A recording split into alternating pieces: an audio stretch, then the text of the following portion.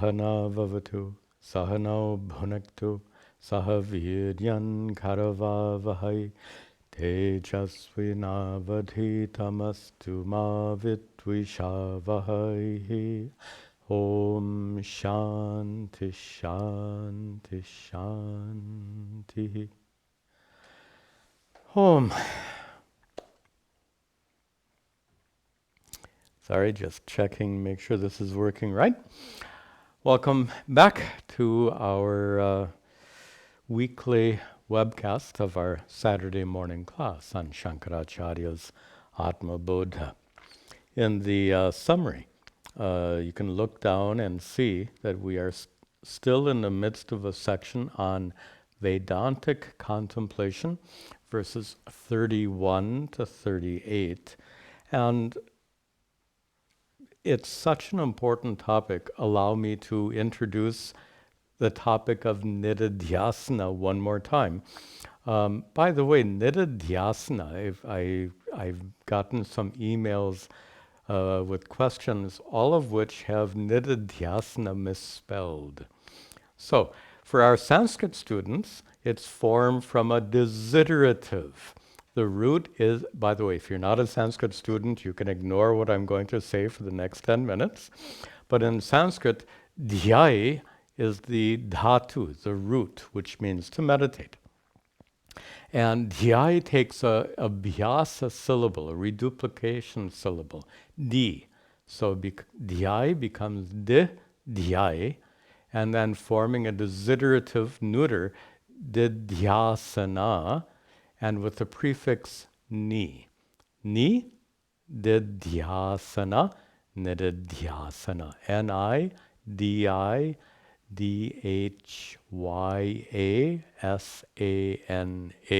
And yes, it's a long, complicated word. Contemplation is just fine. So, what is contemplation? What is nididhyasana? It's crucial to put it in the right context, the context of the main sadhana in Advaita Vedanta. You remember from prior classes, Shravana, Manana, and nididhyasana. These three form the main sadhana, the main practice in Advaita Vedanta. Shravana literally means listening.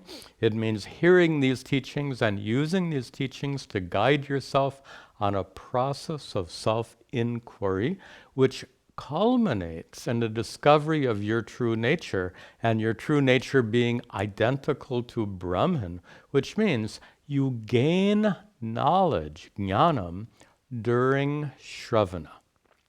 Shravana, that process of self-inquiry guided by these teachings, culminates in knowledge, jnanam.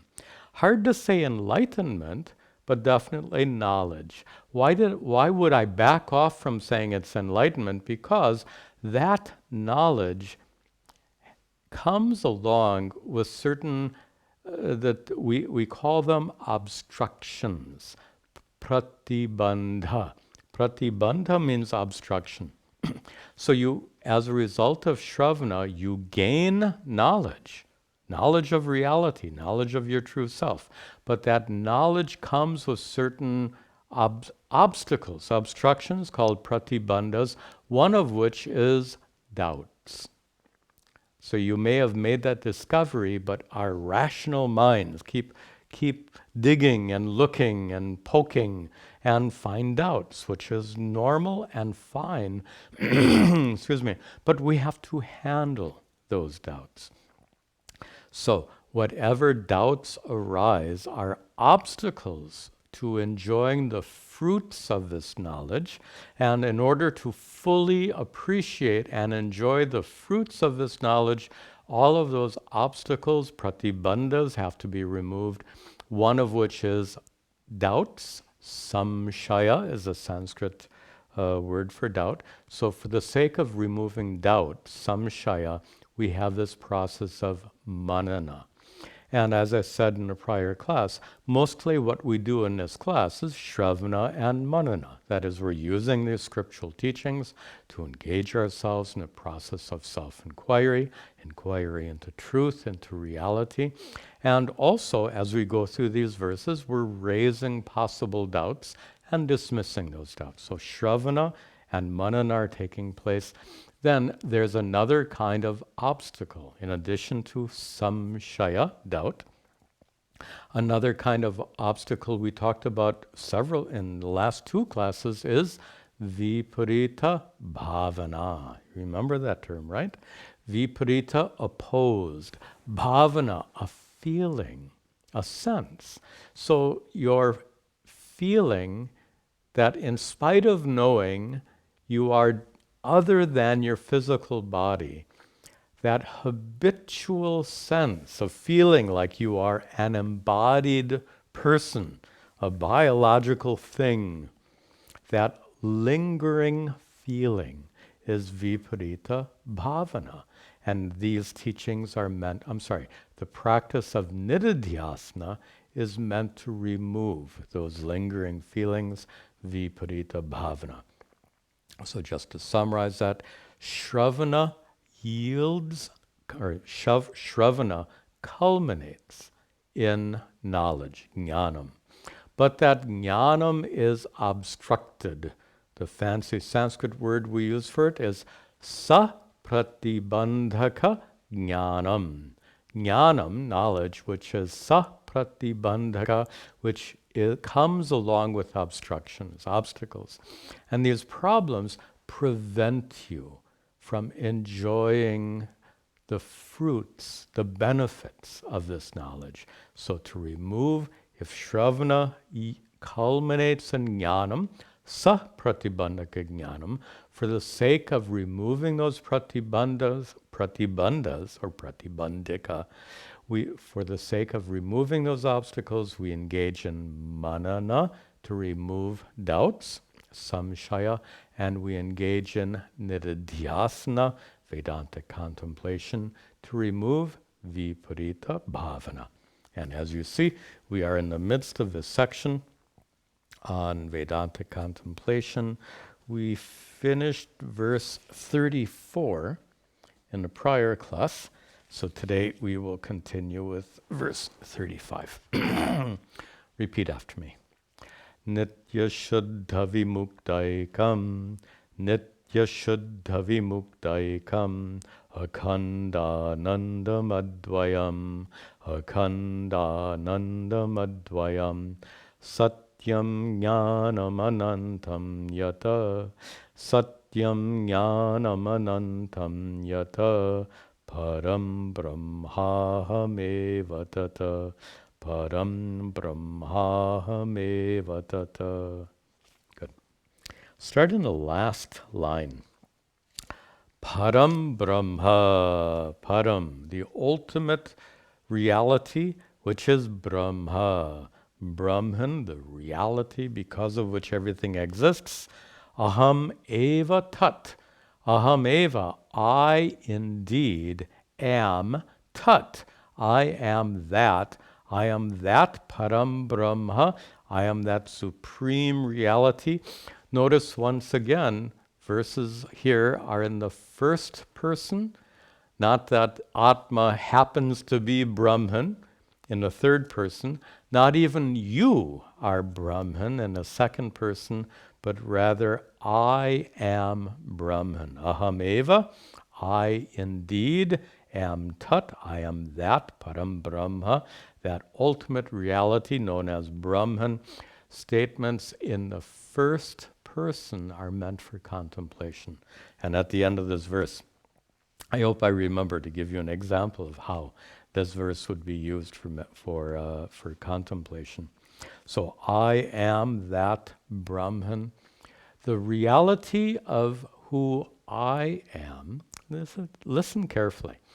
The reality of who I am, which is consciousness, chit, chaitanya, but not ordinary consciousness, as we discussed long ago, consciousness which is unborn, uncreated, unchanging, untouched by worldly problems, boundaryless, limitless, vast, all-pervasive. That consciousness, which is the essence of your nature.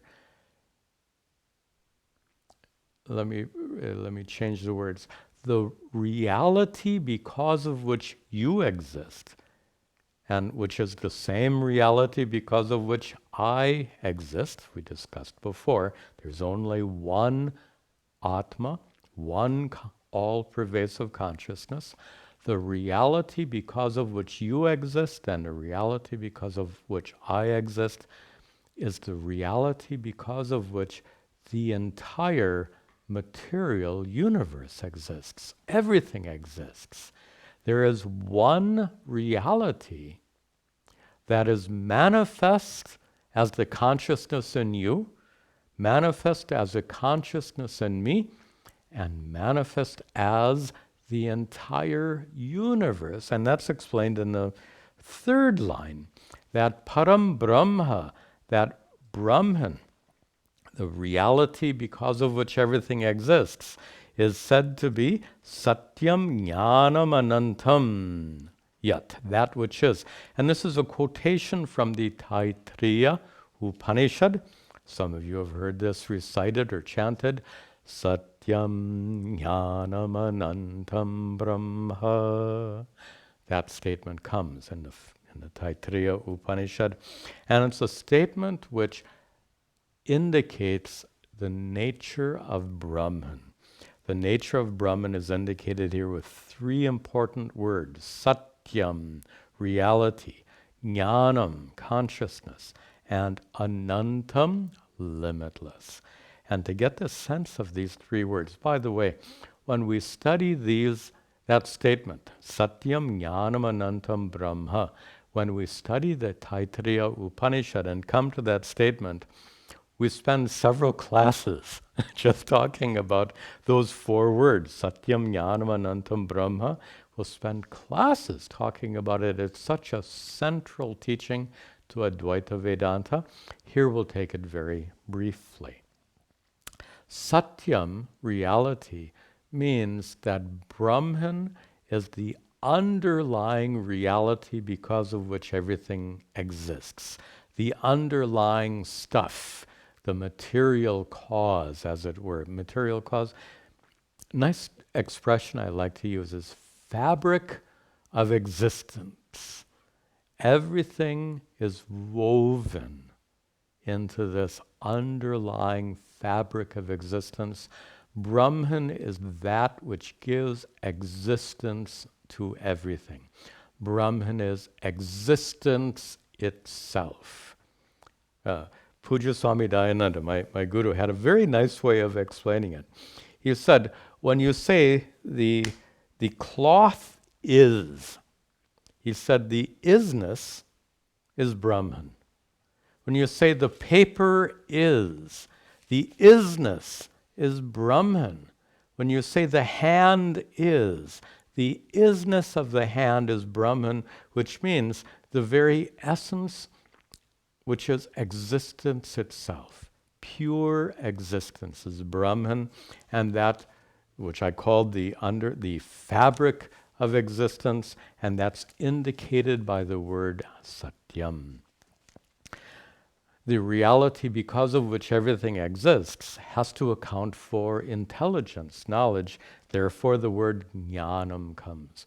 Here, jnanam often means knowledge. Here it doesn't exactly mean knowledge, it means consciousness. Not knowledge, it also means consciousness. So Satyam, the fabric of existence, because of which the universe appears before us. Jnanam, consciousness, the consciousness manifest in your mind and my mind. By the way, we're talking about the same thing. Satyam is not different from jnanam. The reality because of which everything exists, we discussed this before, the reality because of which everything exists is not an inert reality, a dumb reality. It is a conscious fabric of existence. That fabric of existence is shimmering with consciousness, if I can use that kind of language. So that Brahman is Satyam, fabric of existence. That Brahman is Jnanam, consciousness. And that Brahman is Anantam, limitless. So that limitless, conscious fabric of existence. How's that? Nice English words. What is Brahman? Satyam Jnanam Anantam. What does that mean? Brahman is the limitless, conscious fabric of existence, because of which you exist, because of which I exist, because of which anything and everything exists. Param Brahma Aham Tata. I am that Brahman, which is the limitless conscious fabric of existence, which is further, go to the first line, Nitya Shuddha Vimukta Ekam, breaking up the words. That Brahman is Ekam, last word. Ekam, one. That one refers to that one underlying fabric of existence. So Ekam is hinting at the word Sat or Satyam. And that Brahman is, interesting expression, Nitya Shuddha Vimukta. The way you break that up is Nitya Shuddha and Nitya Vimukta. Nitya Shuddha, eternally pure. Nitya Vimukta, eternally liberated, referring to consciousness. If Eka, one, actually they refer to the same reality. So that Brahman is Ekam, one. That Brahman is Nitya Shuddha, eternally pure, means never tainted or affected whatsoever by any of the nonsense in our lives. Nowadays, politics is affecting many of us. Here in the United States, we're getting ready for our presidential election, so everyone is being affected by politics. Politics and nothing else affects, nothing, including politics, affects Brahman. Brahman being Nitya Shuddha, eternally pure, means never affected by anything. And Nitya Vimukta, putting the words together, eternally liberated. We discussed before how Atma doesn't need liberation. Atma doesn't need moksha. Atma doesn't need Vedanta. Atma doesn't need these classes. Then what's the purpose of all of this? You'll remember. The individual person doesn't know their true self as Atma, and because of that ignorance, there is suffering. So these teachings are not for Atma. These teachings are for the individual person, Jiva, the one who suffers.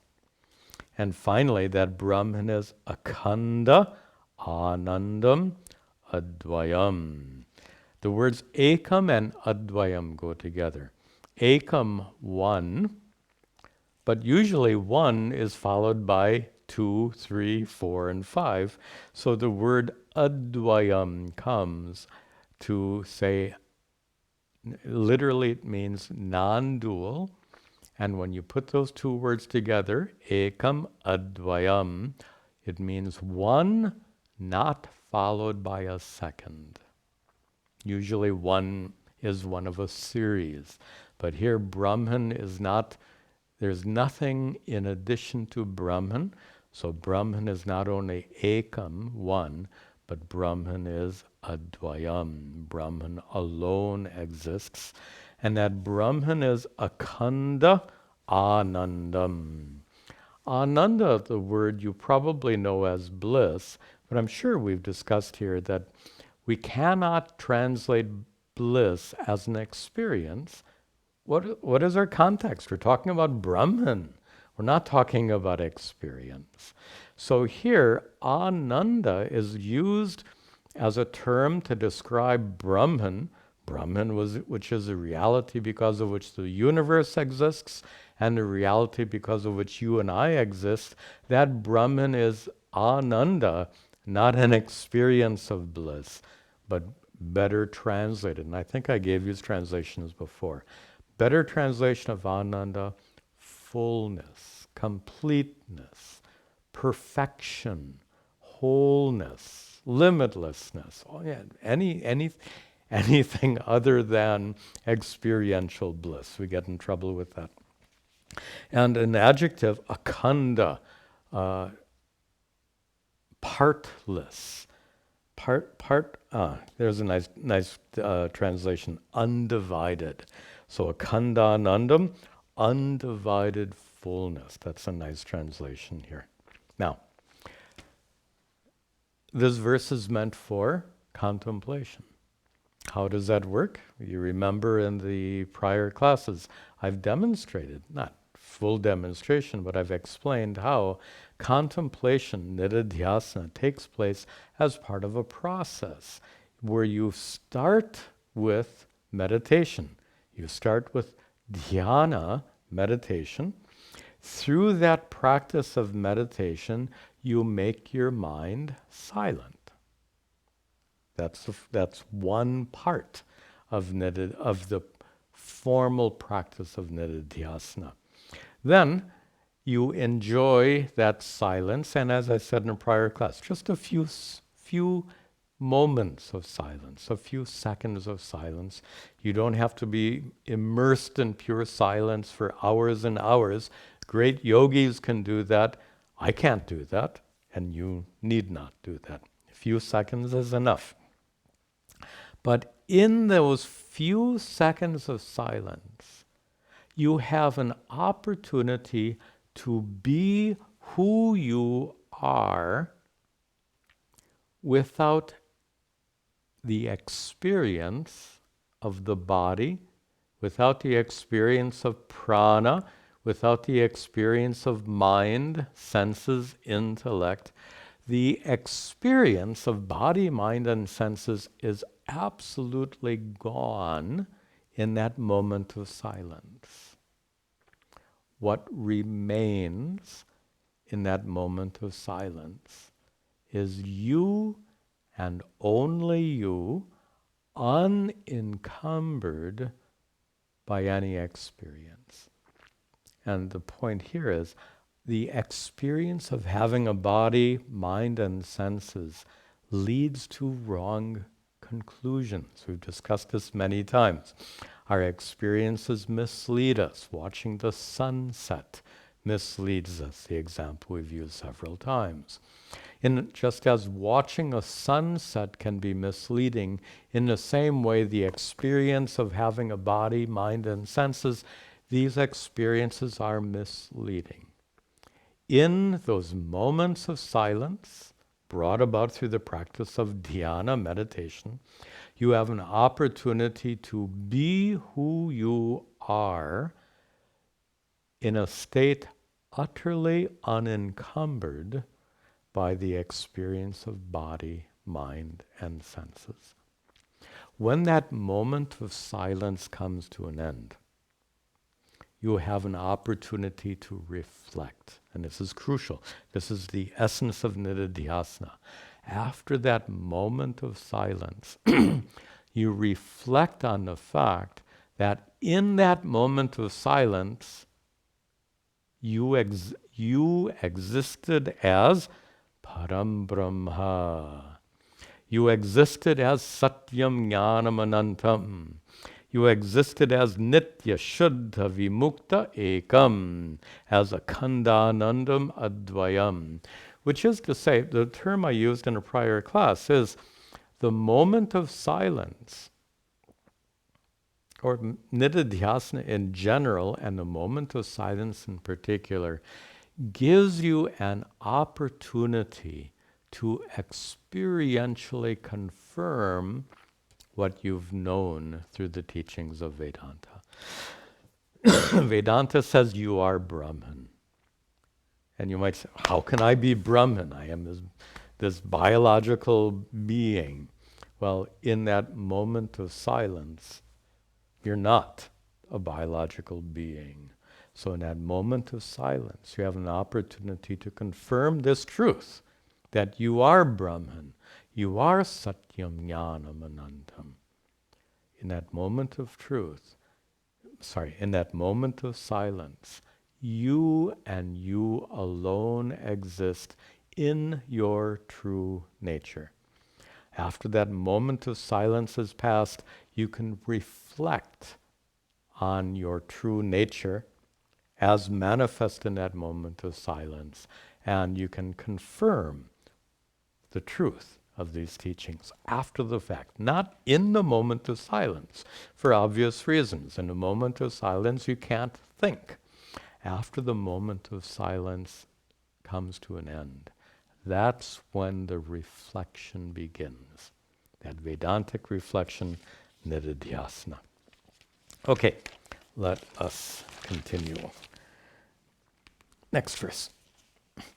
Evam nirantarabhyasta, evam nirantarabhyasta, brahmaivasmiti vasana, brahmaivasmiti vasana, haratya vidya vikshepan, haratya vidya vikshepan, rogan ivarasayanam, rogan hivarasayanam.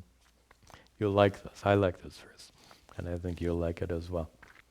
Start in the second line. Brahma eva asmi. Brahma eva, alone, asmi, I am. And here we are in the first person once again. I am Brahman. And iti puts it in quotation marks. So that recognition, I am Brahman, and that recognition that he is referring to, Shankara is referring to here, is the recognition that takes place after that moment of silence in nididhyasana.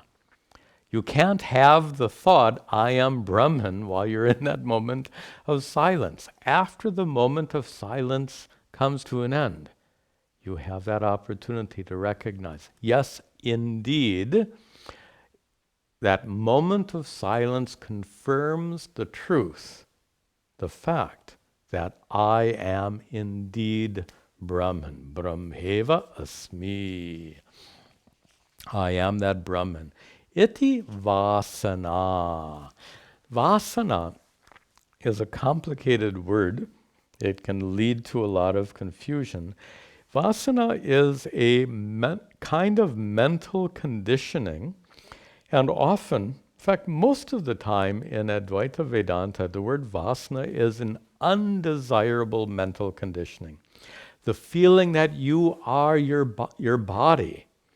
We call that deha vasana, a mental conditioning that you are the body, that habitual identification with the body is deha vasana. So that conditioning, mental conditioning, is called vasana, and vasana is often explained like mental groove. A groove, this needs to be explained properly. The way to understand both vasana and a similar concept is well, we'll just stay with vasana. I don't want to complicate this. There's vasana, this mental groove. The way it's often explained is on a mountainside where water continually flows. That water usually forms a channel, and that channel runs down the mountainside and starts to erode into the side of the mountain, forming at first a small channel, then a deeper ravine can be formed. Eventually, a huge canyon can be formed by the passage of water. Those of you who have been to the Grand Canyon, that giant ravine was formed by running water. And the irony, of course, is how hard is rock and how soft is water. But the continual flow of water, in that case, over hundreds of millions of years, eroded the Grand Canyon, can erode the side of a mountain. And here, we're talking about our minds, not a mountain or Grand Canyon, but the idea is just as the continual flow of water creates a channel in the mountainside. In the same way, the continual flow of thoughts creates a mental channel, a mental groove. And that's a very interesting concept because just in the last few decades, modern neuroscience has come to exactly the same conclusion, that to think or feel the same thing repeatedly literally changes the wiring in our brains. It changes, I don't want to get too technical here, but it changes the way the synapses work in our brains. It leaves a trace. This is neuroscience. Neuroscience says that thinking physically affects our brains. And this is proven, this isn't theory. The way you think and feel causes a physical change in your brain, which inclines you to think and feel the same way again and again.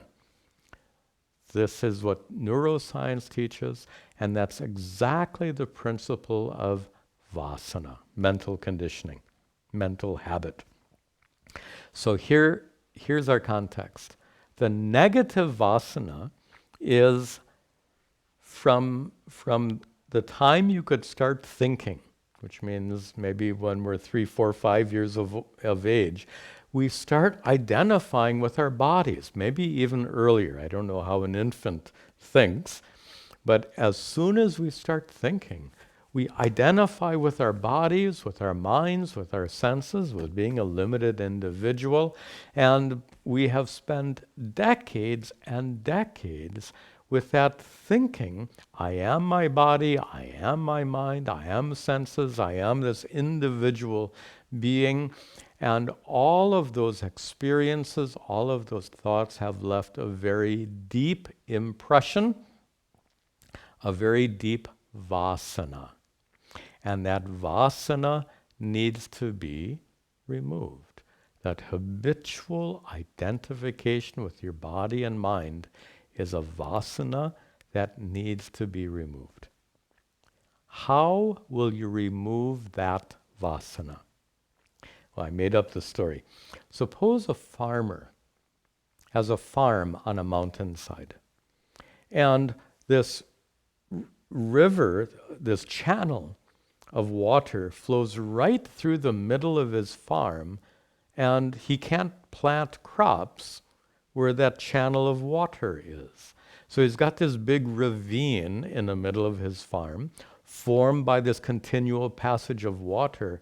What can he do to remove that flow of water, to remove that ravine so he can reclaim his farmland?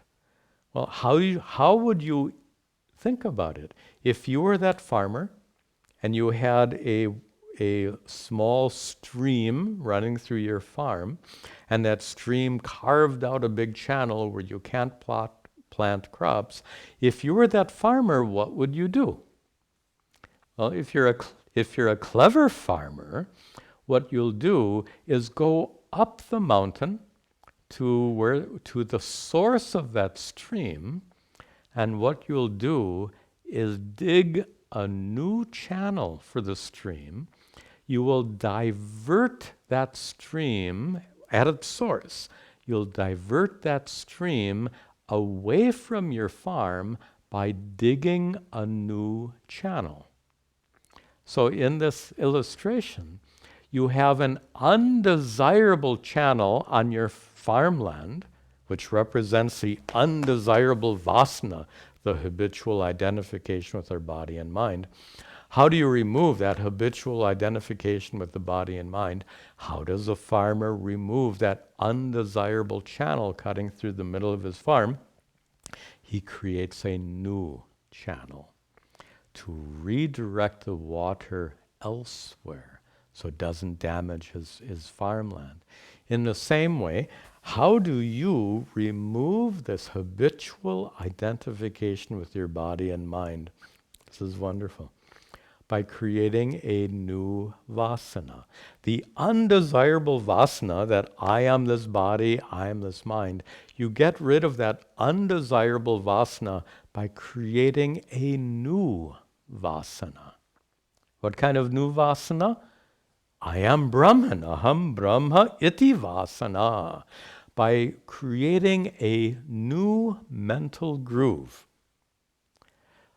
The old groove, I am this body and mind, gets replaced by a new mental groove, I am Brahman.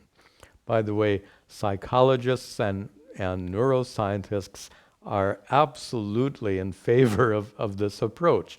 They think about it as kind of neural reprogramming. You reprogram your neurons. It's actually at a physical level. You change your thinking to change your brain, and when your brain is changed, then your thinking changes. Anyway, I don't want to get into all of the science behind it, but it works. It works in a very simple way. How do you get rid of a bad habit? By replacing it with a healthy habit.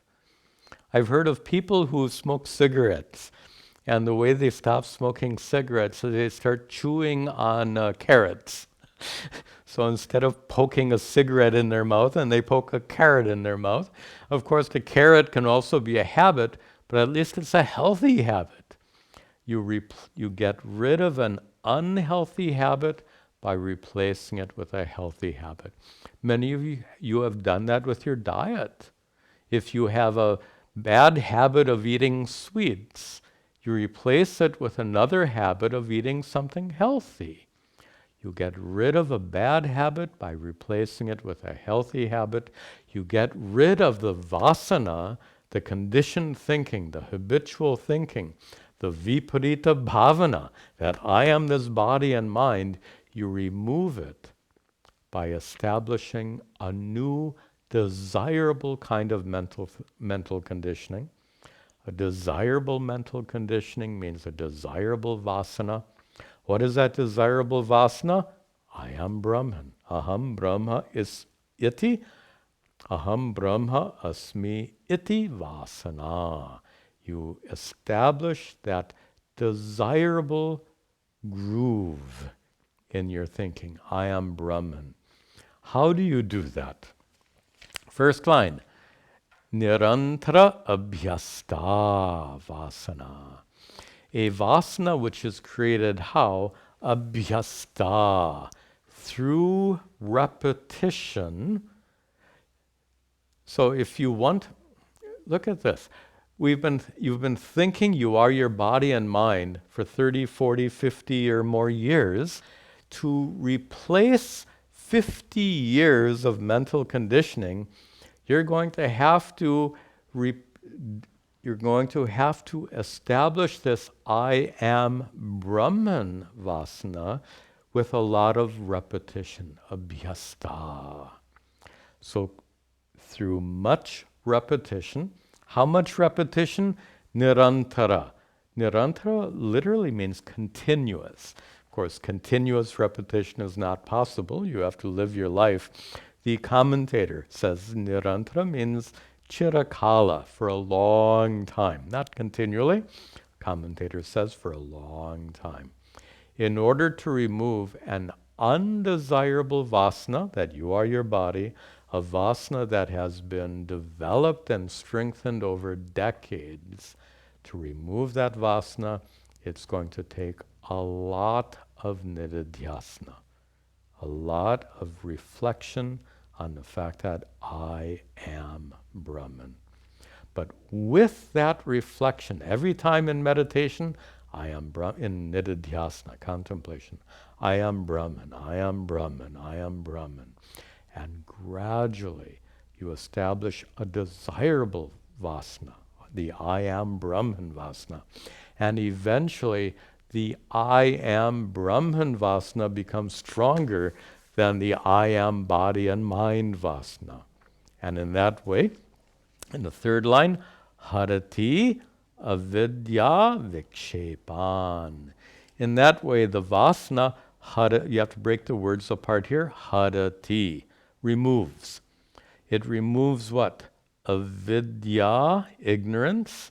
Vikshepan, vikshepa here means that which is superimposed. Superimposition. Identification. That's a nice translation. So that new vasana, the desirable vasana, that I am Brahman, slowly, gradually, hadati, removes avidya vikshepan, ignorance and identification. And there's a subtle but crucial error here. My translation says ignorance and identification. In the introduction to this class, when did I say ignorance got removed? When did you get knowledge? You gain knowledge in Shravana. You remove doubts in Manana, and you remove habitual identification in Nididhyasana. This is a subtle point, but I think it's very important. So you remove avidya, not in Nididhyasana. You remove avidya through the process of Shravana, what we're doing right now. Shravana removes ignorance. And how can we get the right meaning here? The compound avidya vikshepan can be interpreted not as avidya and vikshepa, but rather vikshepa caused by avidya, or in English words, identification caused by ignorance. So, what is the verse saying then? The practice of nididhyasana creates a desirable vasana, I am Brahman vasana. That vasana overcomes gradually the I am the body mind vasana.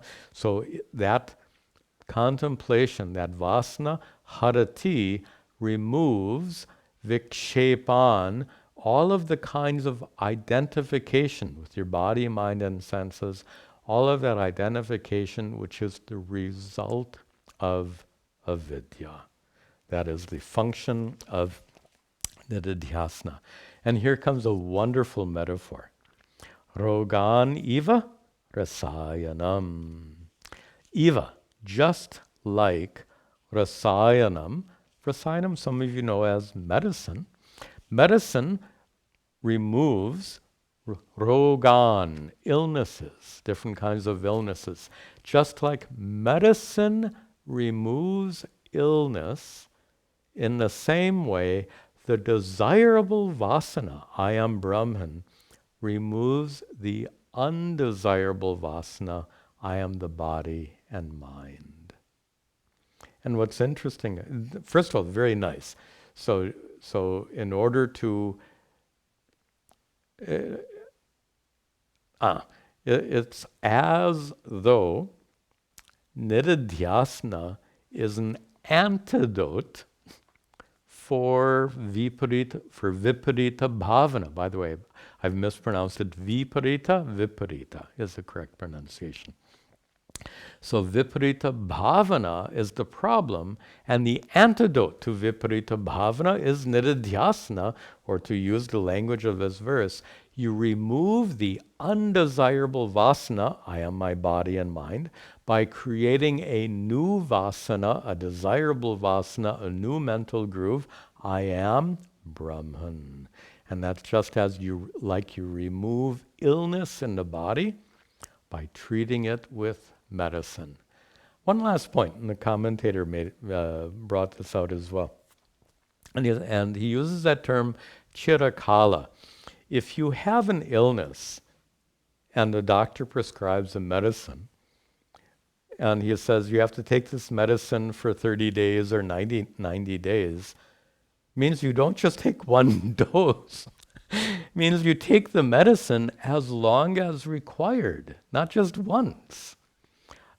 For example, I take the statin. I have high cholesterol, which can lead to heart disease.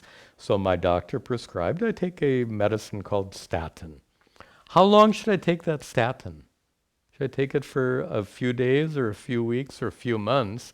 If I stop taking that medicine, my cholesterol will go up and I'll be more subject to heart disease. So I have to continue taking that statin. How many people take insulin? And for how long? Maybe for their entire life. But what's the problem? Taking insulin or taking statin, if it helps you live a long, healthy life, wonderful.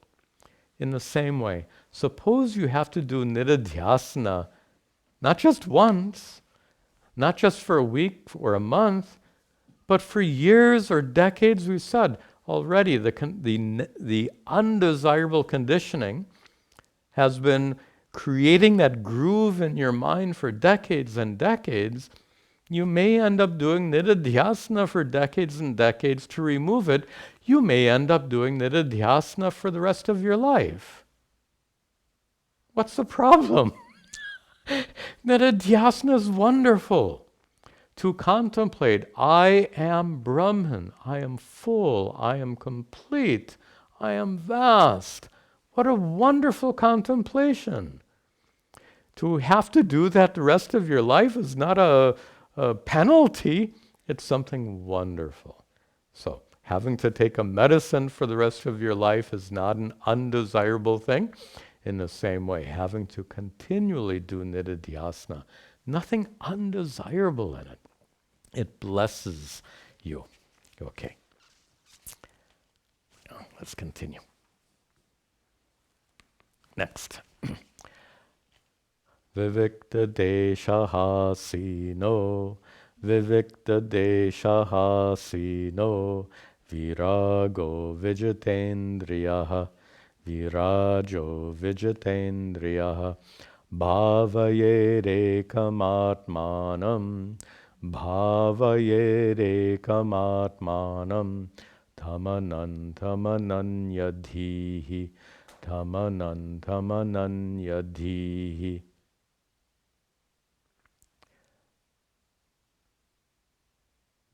In the third line, bhavayet is the verb. One should meditate.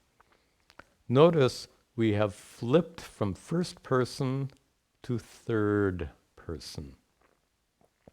So here, instead of being verses meant for contemplation, as all the prior verses in the first person were meant for contemplation, this verse is more like instructions for how to contemplate.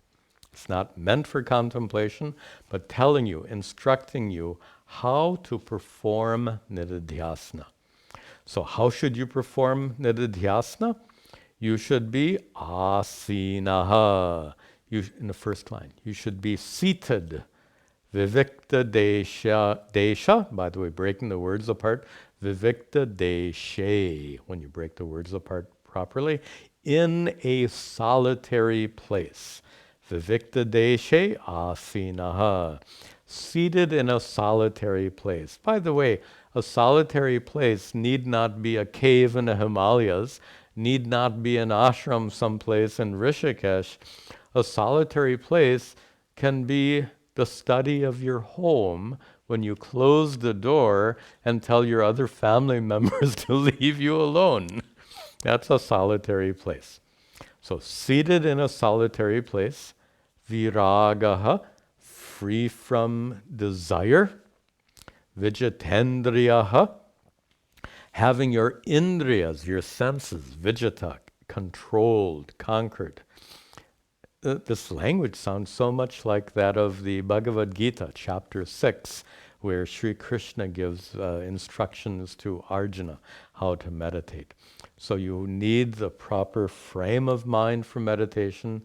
Viragaha, you free from desire, is the recognition that nothing outside is the true source of contentment, happiness, and peace.